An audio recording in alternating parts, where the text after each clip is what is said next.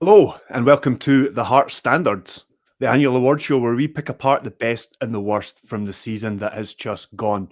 We're going to look at the best moments, some of the worst moments, those who've impressed, and some of the things that have kind of disappointed us about the season. Before we have a wee word from our sponsors, I'll introduce Joel. How are you doing, Joel? Yeah, good. Yourself? I'm doing pretty well, thanks. And Good, just to good. put you on the spot a wee bit, what about the season in a word, please? One that's not an expletive. So I think I'm not going to distill it into a word. There's been a few more phrases that I've used. Godforsaken could be one, and but missed opportunity. It just felt like the season as a whole was a missed opportunity as a whole, but also individual elements within the season, a huge missed opportunity. Yeah, I think that's definitely the overarching theme is missed Yeah. opportunity. And we will dig into some of those missed opportunities. I would simply just go for finished or over, something along those lines. But before we go through our awards, we will just say first that Heart Standards is brought to you by S1 Jobs. If it's time to hand in your transfer request, then head over to s1jobs.com and upload your CV today. With thousands of jobs across Edinburgh and the surrounding area, you'll find the one S1 Jobs. Start your search today. Now, what we're going to try and do for this is we've just got some various awards, not really awards, it's just kind of like, just pick out Categories. moments from the season. Yeah, exactly, categories. Joel will come with a suggestion for each. I'll come with a suggestion for each. And then as we go, if people, it will only work for people that are actually watching live and not like 5 minutes behind and stuff. But if you want to stick your suggestions in the comments and we can maybe pick out ones that change our mind or that we didn't think of. We'll start off with a nice and easy one, a player of the season. Who have you brought for this, Joe? I've gone for James Penrice. Now, I was tempted to put him in as well as the next category, but I've went for something else within that. But I think over the full season, I think he's been the best player.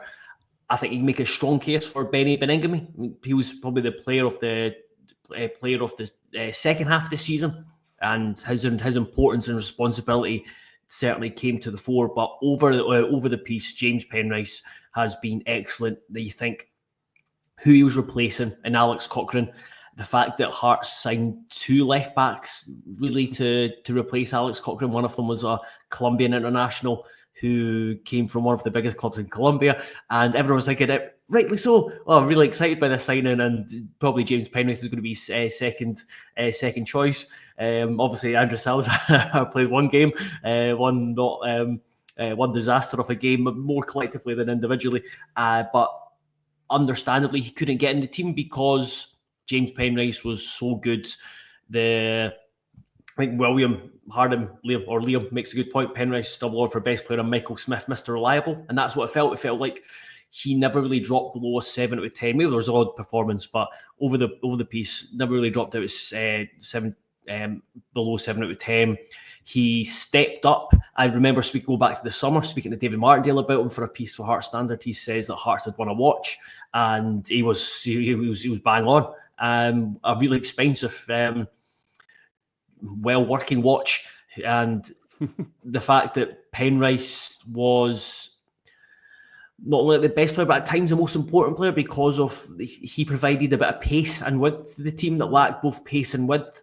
Yes, there's maybe elements of his game that need to make another improvement. You've talked about his crossing before, but yeah, he's really stepped up and not looked out of place at all when he seems to have thrived by signing for Hearts. Yeah, you said there's been a few kind of performances and stuff. It's more kind of like been moments where there was that run where he was giving away penalties and things like that. But I think because whenever there was a moment like that, nobody ever got on his back because right from the start, even, and I've said this a few times over the course of last season, but even in that dreadful run at the start of the season, he was the one guy that people were saying got pass marks, was the one guy that was sort of like the shining light at the start of that season. I mean, people in the comments are agreeing. 100% Penrice says San Francisco. Jambo Penrice from me says Pete Robinson. I mean, I had him top of my list. I was going to then go on and bring Benny as an alternative, but I would just be saying it in the shadow of what you've said there, because it's clearly Penrice.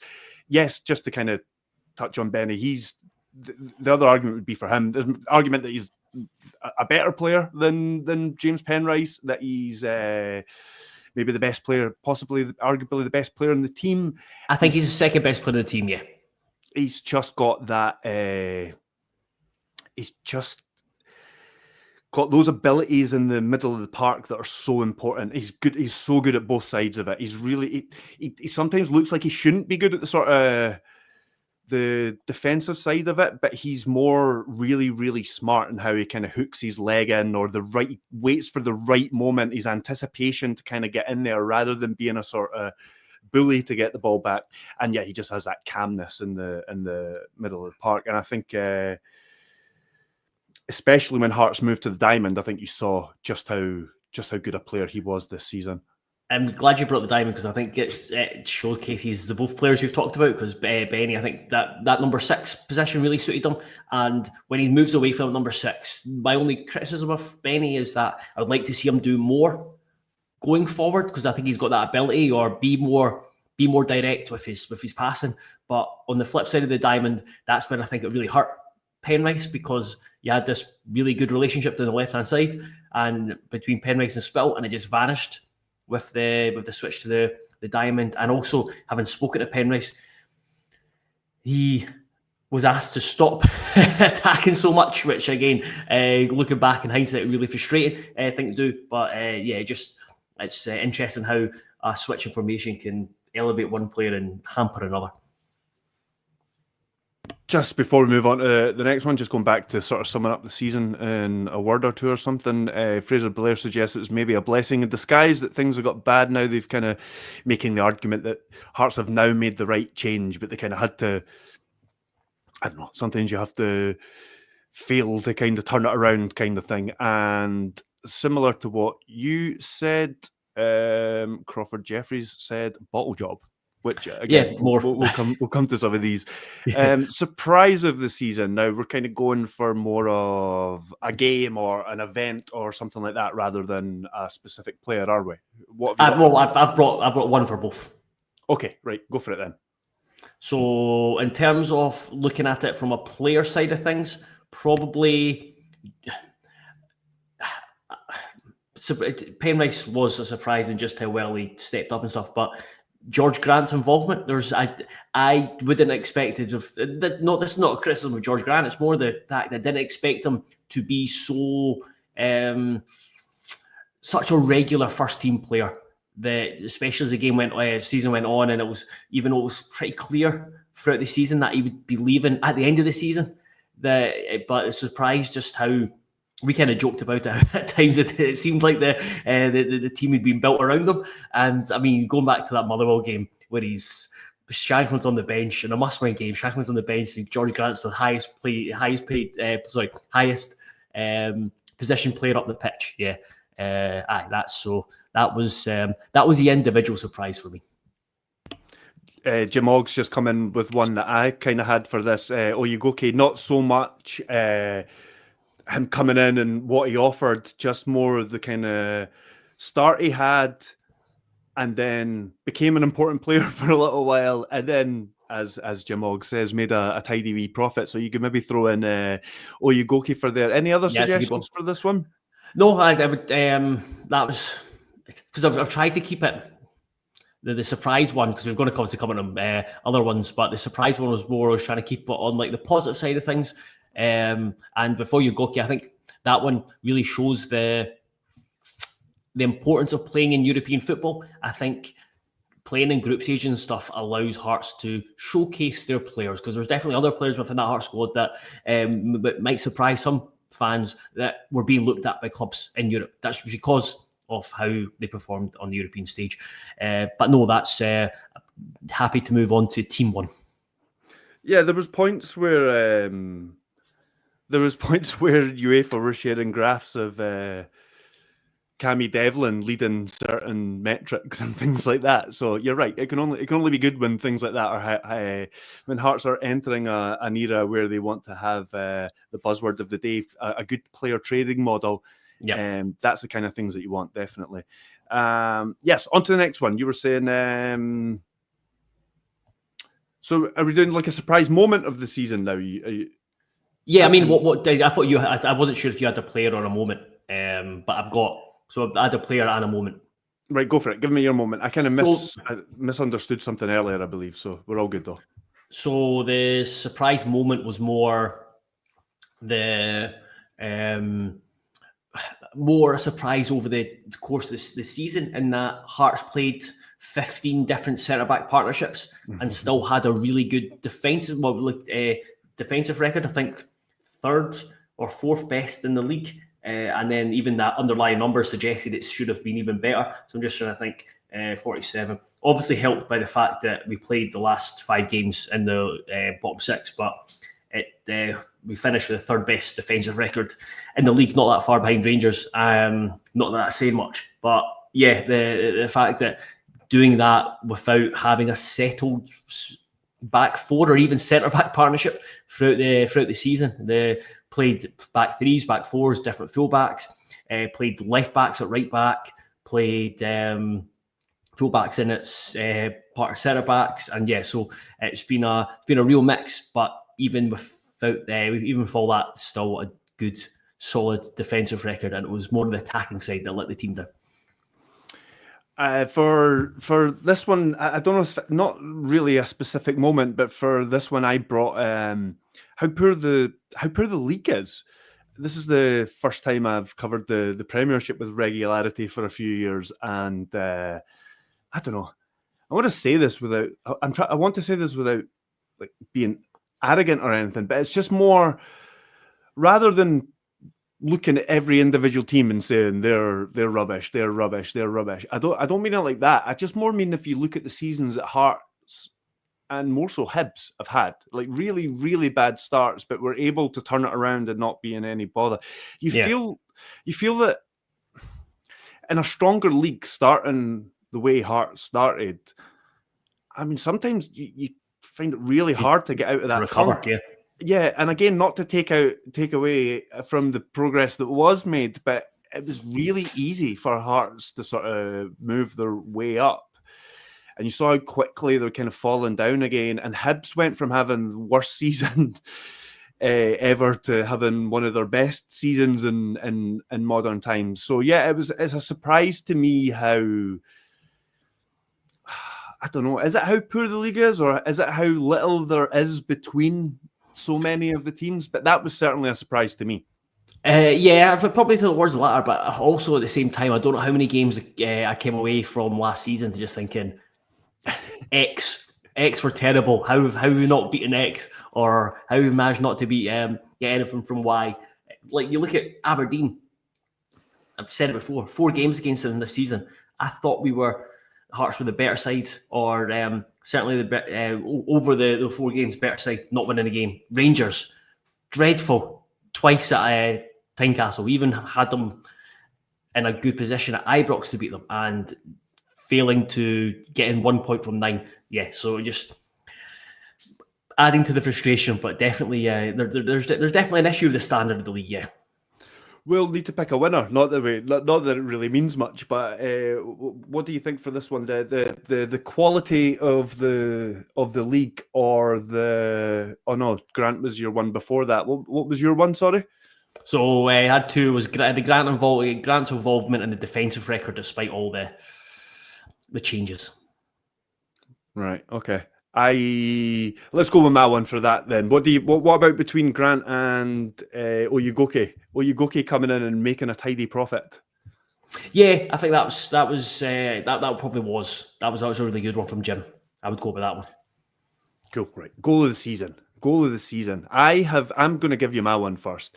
I just couldn't get past Khartoum's second goal against Dundee. Yeah. I think it's just one of those goals where just everything about it. It's got like uniqueness to it, which you don't often see. So it's got that going for it. But it's the combined. It's that he does it all himself as well. The combined turn and that sort of cheeky outside of the foot finish that nobody was expecting. You're going to have it's going to be difficult for anybody to convince me otherwise that that's not the Hearts goal of the season. Yeah. William Angles puts in Oyegoki goal of the season for me. That's a really good shout. That felt like a turning point in the season when that St Mirren game with that goal.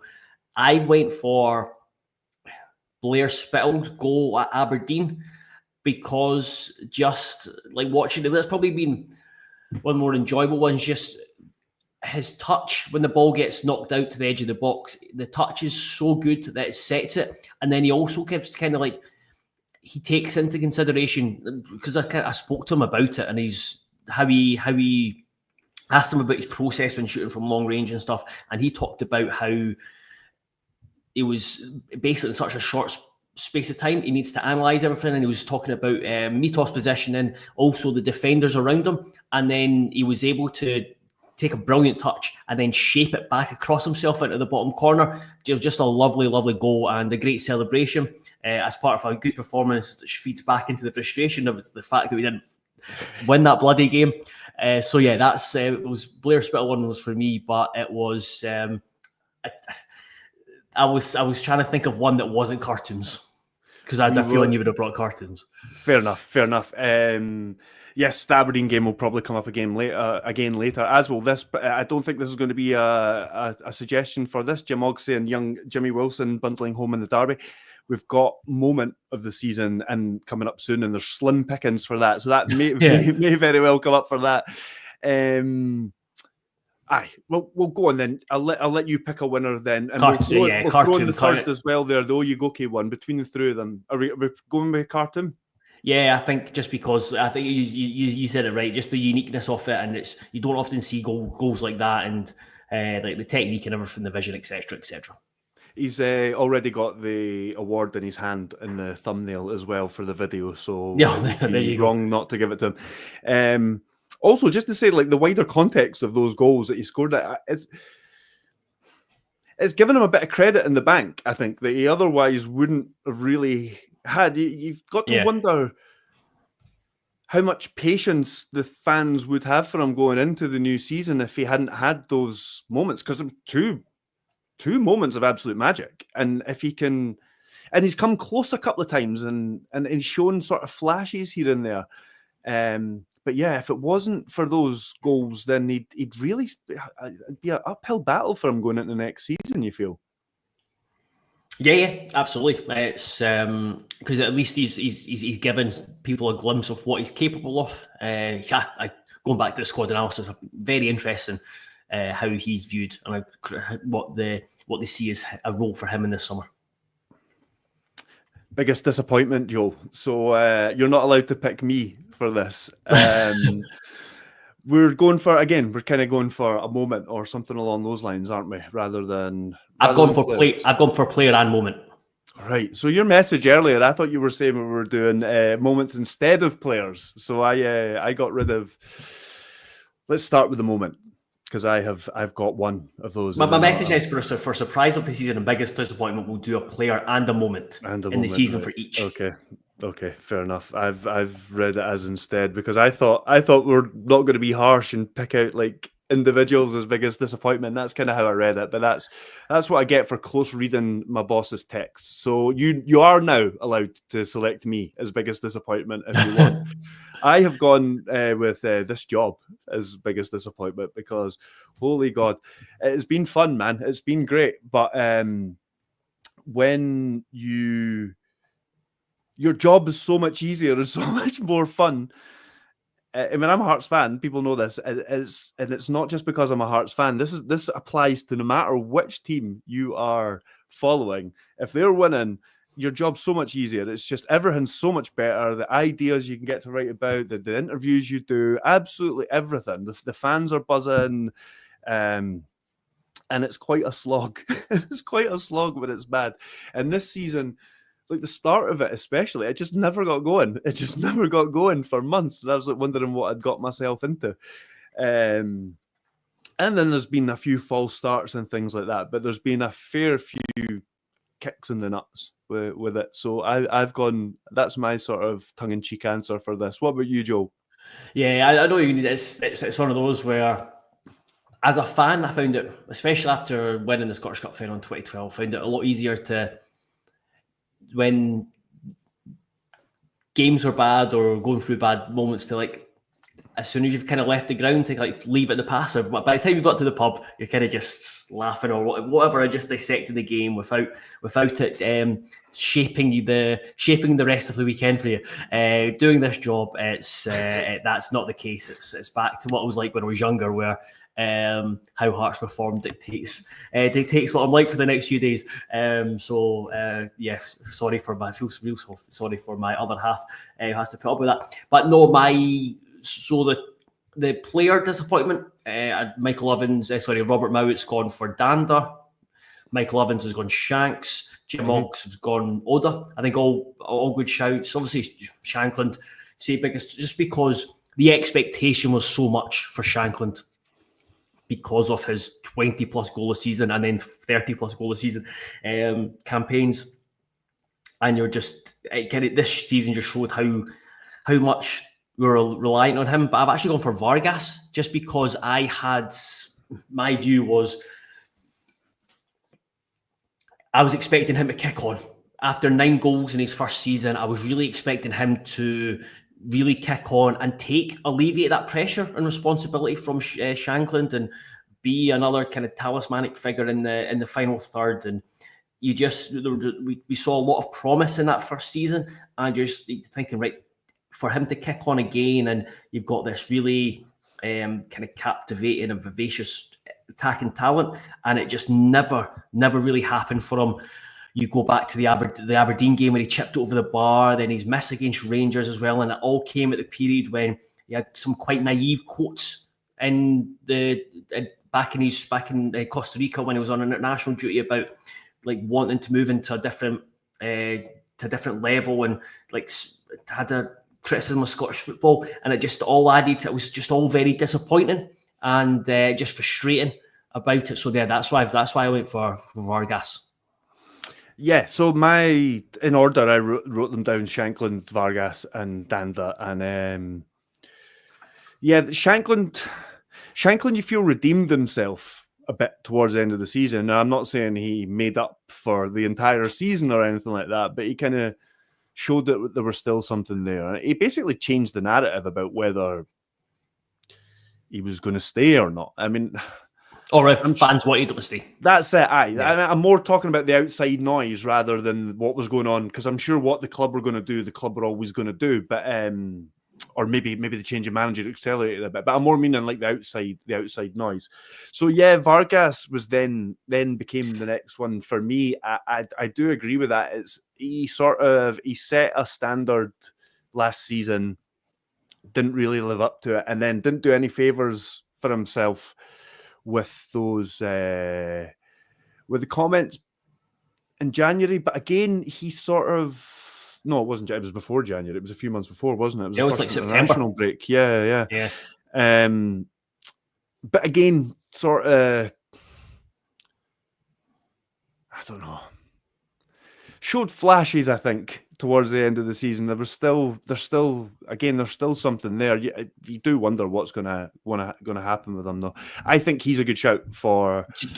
Yeah, and sorry, just to go back on like Shankland, and the reason probably didn't really go for him is because some fans might disagree with this, but I still thought he was one of the team's better players. He was still contributing, even when he wasn't scored. So the start of the season was really difficult for him, and there was probably a hangover from the summer. But throughout the season, I thought he still contributed. We both wrote pieces about how he was, how involved he was in setting up teammates and providing opportunities for teammates. So it was more the goal scoring aspect that was the most disappointing, but he was still at least being like a positive contributor, and more so than someone like Vargas.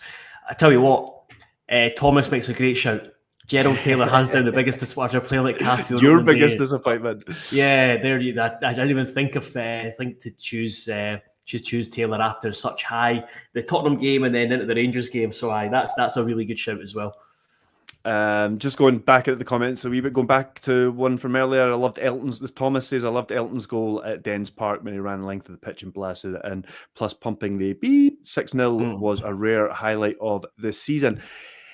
Yes, that was one I considered as well. It was just the 1-2 to sort of create it was really great as well, and the fact that it was Hearts were defending and it was like within a flash they were through. And just like on that game as well, I felt like everyone kind of left that game thinking like a corner being properly turned, and you're thinking, oh, maybe Europe isn't out there because I certainly felt that way. Just another kind of false dawn. More biggest disappointing moments before we come to yours, or most disappointing moments, I should say. 3-1 against Rangers. I think Jim Ogg is saying the game that Hearts played very well. The birth of the diamond played very well, but lost 3-1 courtesy of 2 own goals.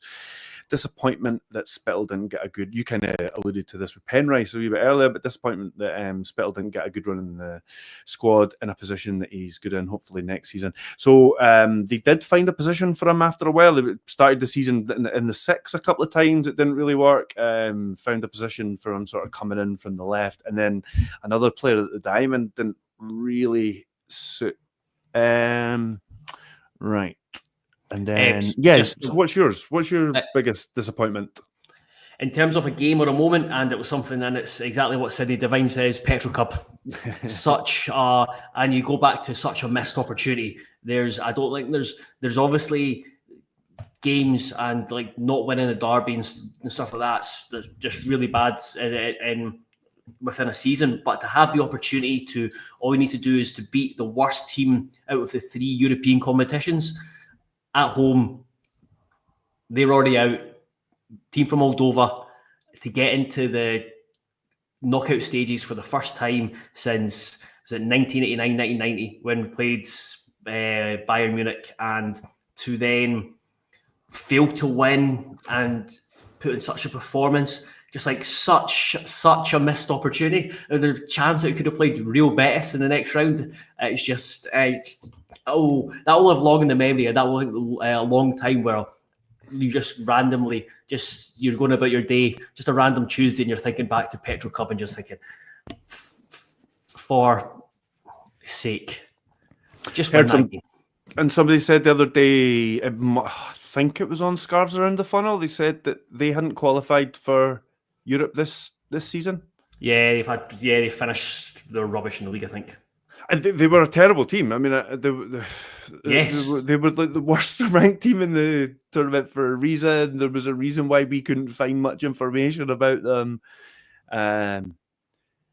There's no argument there, really. That was the real low, I think. And it was, just to add to what you've said as well, it had come after Hearts had put themselves in a great position where they were like, what was it? Something like 97% sure to qualify or something like that. Yeah.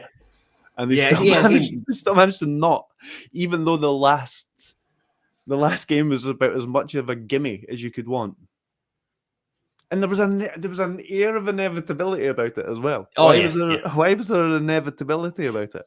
Because I remember it obviously came off the back of the 1-0 defeat to Kilmarnock at Rugby Park to 10 men, which again is another disastrous moment to relive for the season. But it felt at that time that there was a lot of trust was lost amongst the team, and then if you're building up to the build up to such a European game should have been really exciting, and it should just been a real buzzing feeling. But you get to that Thursday evening, and there was just a feeling of nervousness and frustration and inevitability. Like, you heard the crowd when we went, when he didn't get off to a really good start, and it was just a real don't know what to say. Just so annoying. We have a shout from Mano Mystery for Victoria Pilsen, a missed opportunity there.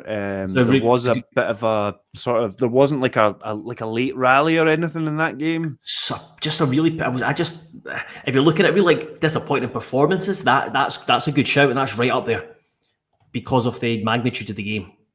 Robert Mowat, I mean, I've got a long list for worst moment of the season, but Dens Park 3-0 down at half time at Dens Park, second game of the season.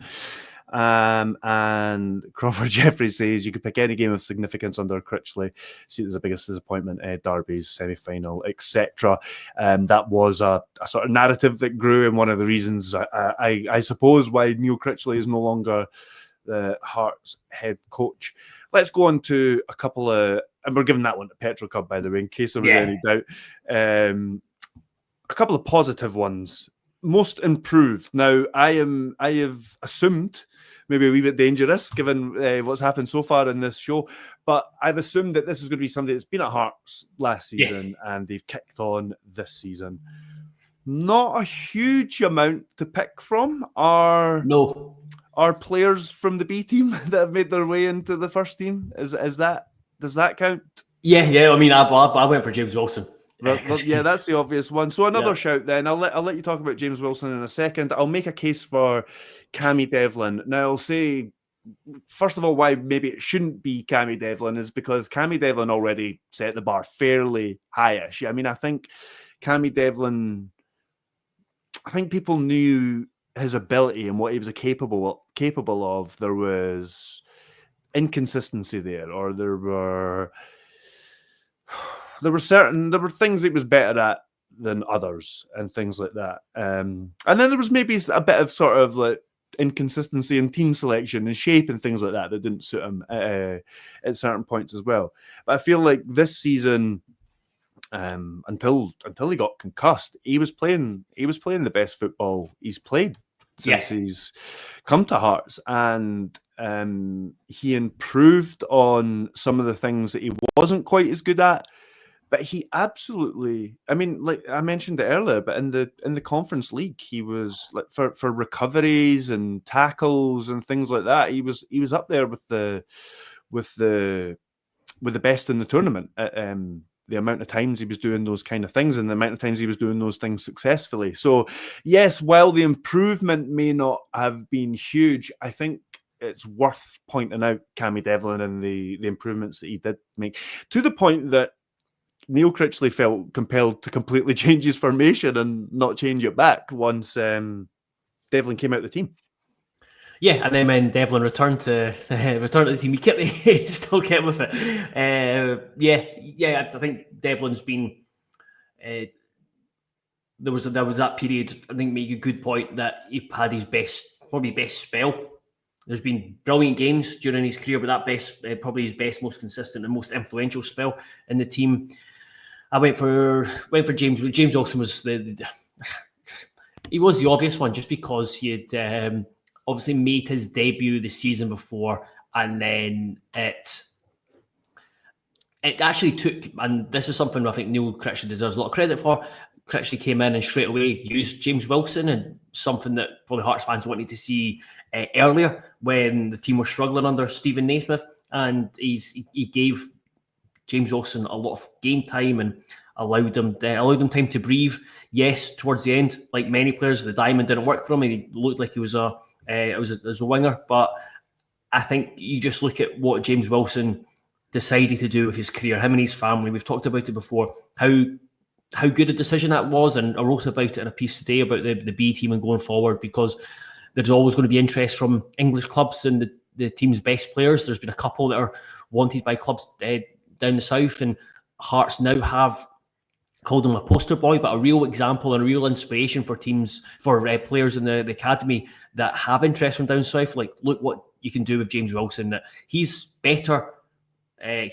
He's better, even though this season has been difficult. He's better for having had that experience rather than going down and playing in Premier League 2 football or the academy football. Because how many times you see guys come from down south who have not played any first team football. They just played, they're like 21, 22, and all they've done is play Premier League to football. As soon as I see that, it's like there's kind of a bit of a red flag. Whereas James Wilson now has 35 games, I think it is, for Hearts first team, another 30 odd games for the B team, and now a Scotland international as well. So yeah, just he's really, it's maybe doesn't really fit into he maybe doesn't fit into in keeping with the most improved, but he's really kicked on.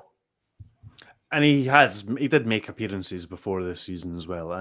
Jim Og suggests Benny, but more to do with the number of games he managed to play, which I think is a good point, because he was able to display just how important a player he is. I think there's no doubt as Wilson, given the became a record. Yeah, well, he became a record breaker and things like that. I mean, it's a really it's well deserving rather than by default. I think honourable mentions to Adam Forrester, who made his breakthrough into the first team at a difficult time, and then finished the season strongly when it looked like he really needed taking out the team rather than persistently playing him. But despite that, there was no other option, and he finished the season strongly. We were at one point we were talking about what other options should be played at right back. It was like that, and that was like no harm to the guy. It was just, this happens to young players, and sometimes it's good to take young players out of the firing line so that it doesn't sort of cause any kind of damage. But he came through it and finished the season strongly. And Macaulay Tate, in a sort of slightly different way, I just feel like that loan is going to have improved him no end. So not strictly improving as a Hearts player, but definitely that we couldn't have picked a better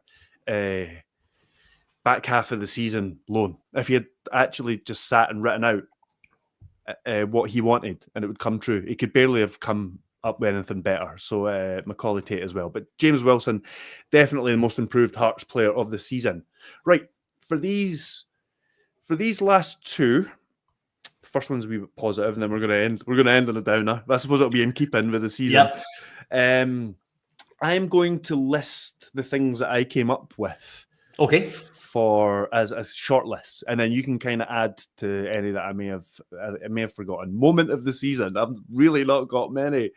I've got Ammonia Nicosia. Dundee winning 6-0. This is really scraping the barrel, this one, but penalty shootout when it's St Mirren. James Wilson's equaliser at Easter Road. And then James Wilson being capped for Scotland. So I've not got any of those. Okay. I mean, I just chose one, but none of those.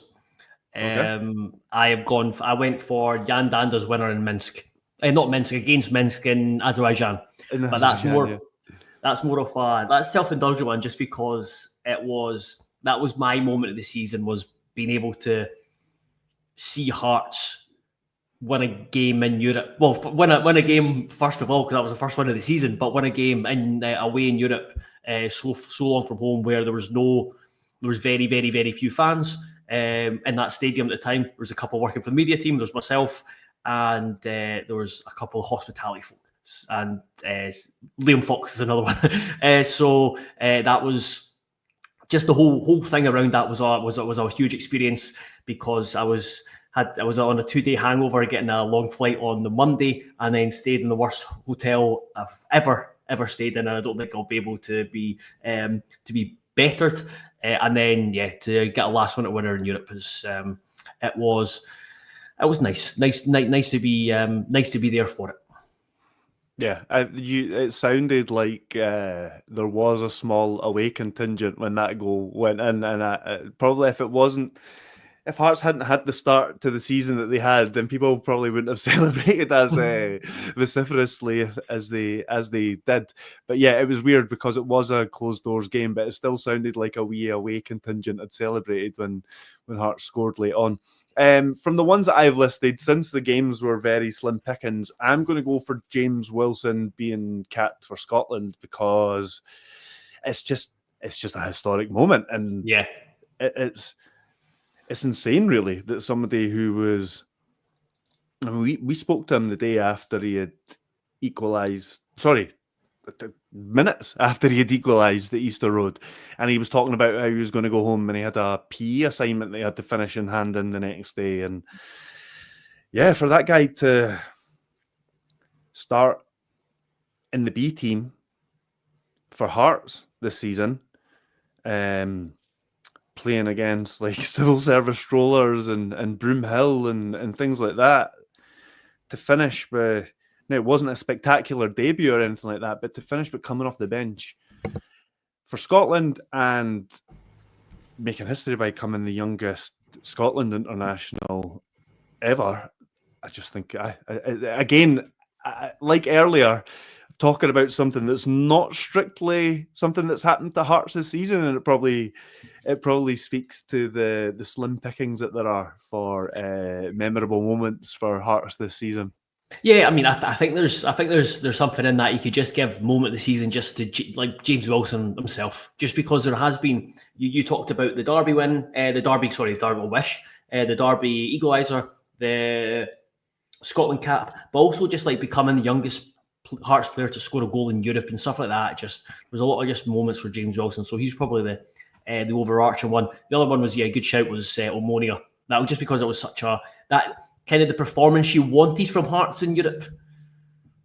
And Sydney Devine saying here, made them falsely feel like we're a good team. But yeah, we were riding a crest of a wave at that point, beating St Mirren 4-0 in Critchley's first game in charge. Outplayed Omonia Nicosia, and yes, there was some false hope at that point. Tom Gill saying blowing smoke award me, but seriously, you two guys deserve some sort of award for sharing the pain. We're glad that we can share this sort of catharsis and hopefully open up a new chapter next season.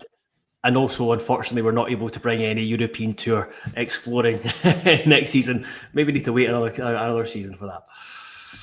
Right, I'll give you the decider on this. You want to go self-indulgent and go for the Azerbaijan? It was significant, and it was the first win of the season as well. We'll give James Wilson a second award for just being the moment of the season, providing moments. And like it was one of a few things that he did this season that he can just sort of add to his collection, and he's already young. He's still very young career. Here we go, Joe. The worst moment of the season. This isn't going to be exhaustive, but I'll just run through some contenders. 3-0 down at halftime to Dundee, losing to Falkirk in the League Cup, losing 3-2 to Aberdeen, Shanklin's penalty miss in Bruges, losing to 10-man Kilmarnock, Petro Cub, losing to Hibs on Boxing Day, not beating Hibs all season, if you want to like flesh that one out, being 2-0 up in the 95th minute in Dingwall and still not winning, missing an injury time penalty in Pittodrie, losing at home to Dundee United and not scoring a goal twice, Fir Park on match day 33, the semi-final against Aberdeen, and losing 1-0 at home to Dundee. Have I missed anything? Losing 1-0 at Kelly to 10 men. Oh no, I said that. I said losing to 10-man Kelly. That was in there. Yeah. That was there's a whole period there. If you want to pick the worst, 14 days. Yeah, month or days, of the season, at the end of December. I mean, there's probably a winner within there somewhere because it got really bad around then. Yeah, it's so hard. I found it so hard to pick. I was thinking standing outside with Tawdry after the 3-2 game, just because I thought played really well and real opportunity to put that. But I was probably more disappointed that. I mean, 6 and 2 threes. That and George standing outside after George Grant's penalty. The drive down from Dingwall after the 2-2 game was horrible. Hibs in general was really difficult. Trying to think what else. I wasn't really there for because I was away on holiday for the Dundee United and Motherwell games, but like the Motherwell game and the team lineup, there's so many. Wasn't quite as bad because they played well up until the red card. The red card was sort of a little bit of a mitigating circumstance, and there was still the Motherwell game. So it wasn't quite as bad, but the Motherwell one, that was pretty wretched, to be honest. There's a fact that just win one of those games and didn't score a goal. Darren makes a really good point. Considering Aberdeen went on to win this cup, the semi-final defeat is the worst for me. I think that's a really good point. And then did you see what he said just before that? And I think the answer is probably yes. Does Liam yeah, I think manager of the season? Yeah, absolutely. I would also add this is one more for hindsight, but you could look at the friendlies. Well, losing to Leyton Orient on our 150th anniversary thing was bad, but then I don't know how many people will be listening to this. We're down in Fleetwood, and I was talking about this the other day. They got absolutely destroyed in the first half, and using hindsight, probably we should have realised at that moment it was going to be a difficult season, because despite cantering into third the season before, like, there was a real frustration and anger amongst the support. And there was Stephen Naismith came in for criticism. A number of players came in for criticism amongst the support. A big support that travelled down, and it was just I know it's one of those where you don't really tend to look at the friendlies too much, but it was just so bad. It was just an absolute disaster. So that was there was another one that you don't really think of at the time, but yeah, that was real bad. But I am going to make a decision for me personally, and then we can decide between us which is actually the worst. I am going to go for Dingwall. It was at the end of that 14-day period that you're talking about. It's pretty much what sparked the protests that period. It was one of the worst days to drive up there. Other than like a snowstorm, it was about the worst weather you could want for going up. It rained all the way up there, all the way during the game. It ruined the game as a spectacle by the end because the pitch was unplayable. Just the way Hearts absolutely threw it away. The whole VAR thing, that it was and then it was like corrected by the KMI panel a few days later. I think there's a good sort of microcosm. It's a good sort of microcosm of the season that James, and I think you did this another one. You're adding it all up, and I think another one to add into that was James Wilson not being able to score his hat trick from the penalty spot. And yeah, and that would have been another. We would have been talking about that in previous categories. For a record-breaking hat trick and all that kind of stuff, and how different the season could have been if James Wilson had been given a penalty there and had scored it. I mean, still got to score it. And given what we are just listing there at the moment, there's absolutely no guarantee that Hearts were going to score that penalty. But still, we can think about what would have happened. But yeah, have you got any advances on any raise on Dingwall? I think we should go for that one, because that's the one I wrote down first of all, was the drive. Well, the drive back from Dingwall, and just being happy for 95 minutes, 96 minutes, and then we've got away with this because it was the first game Shanklin was injured as well, and there was the unknown of that. And then yes, having that, and just the driving back, and just I know myself, you, and we were in the car, and then with a friend in the car as well, and just the occasional cries of anguish, remembering what we just witnessed. But I think if we were to look at like a 2-minute spell that summed up the season, there you go, in Dingwall. No better one for that.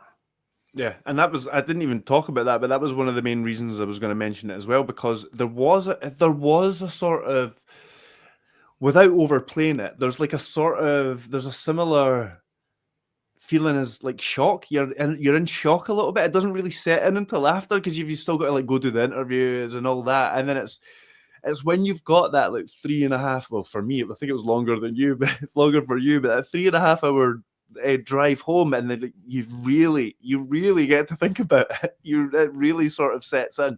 So yeah, Dingwall far and away. Didn't even lose the game, but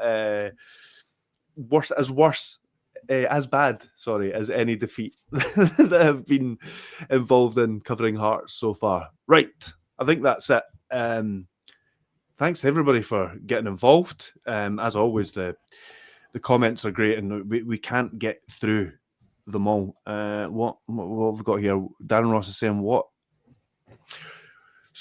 if we had held on at County and Granton scored that pen, would have been Aberdeen? Yeah, exactly. So, I mean, it could have actually been the difference between Critchley still being in a job and not. It's that given how close Hearts were to the top 6 and things like that. It's all of these missed opportunities that we're talking about. It's definitely been a season of fine margins, to go back to something that Stephen Naismith would often repeat at the start of the season. And as Raymond says, a season of what ifs once again. Here's to next season. And I suppose just before we finish up, I seen a question about any news on Shanks or new winger. I not heard anything. Well, Shanklin was getting married at the weekend, so I don't think he would have wanted anything to progress. I think he's got other things on his mind than whether he's staying at Hearts or not. A couple other things worth noting, though, is I know a few people have asked about set piece coach. I think that's still progressing. I think that's there might be more news on that in the coming days or a couple of weeks. And the links with Brad Spencer has been checking out. As far as I'm aware, Hearts don't have any interest in the Falkirk midfielder at the moment. I think he might have been one the club might have looked at if Neil Critchley was still in position, but don't think he's a target under Derek McInnes. Until next time, please check out everything at heartstandard.co.uk. Please subscribe to this channel if you haven't already. Thanks to everybody for tuning in and for getting involved. We will speak to you all soon.